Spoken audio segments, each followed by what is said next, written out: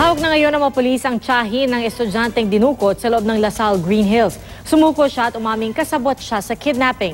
Saksi si Emil Sumangil. Umiiyak na dumating sa Pasig Police Headquarters ang babaeng ito. Nagpakilalang tiyahin at nagsilbing driver ng grade 8 student ng Lasal Green Hills na dinukot sa parking lot ng eskwelahan kahapon. Isinuko niya ang sarili kasabay ng pag-aming kinuntsaba siya ng isang alias Billy para palabasing kinidnap ang kanyang pamangkin.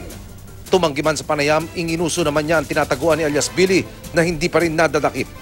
Nakaharap siya sa reklamong kidnapping. Ang usapan nila, siya ang hold upin. Okay. Dahil hindi naman dahil pwede rin magbigay din ng pera yung magulang dahil hindi makakauwi yung bata na hindi siya kasama. Ayon sa inisyal na ulat, pagsakay ng bata sa loob ng Toyota Vios na minamaneho ng kanyang tiyahin, bigla raw sabay rin pumasok ang isang lalaki sa kotse at tinutukan ng bata at ang driver. 100,000 pesos ang una raw hiniling na bayad ng suspect sa magulang ng bata para siya'y pakawalan.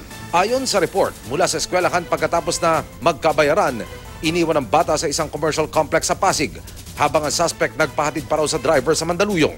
Natunto ng GMA News ang bahay ng estudyanteng umano'y dinukot, wala ang bata sa bahay kanina. Hindi yung pumasok po. Hindi pumasok. Ano po? Interview natin sa Lasal. I-interview siya sa Lasal. Kamusta ho yung bata? Okay naman po. Kasi parang hindi naman niya alam.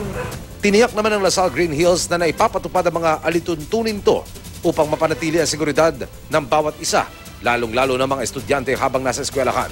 Muli rin daw nilang pag-aaralan ang kanilang mga protocol para masiguro ang kaligtasan ng lahat. Ako si Emil Sumangil, ang inyong saksi.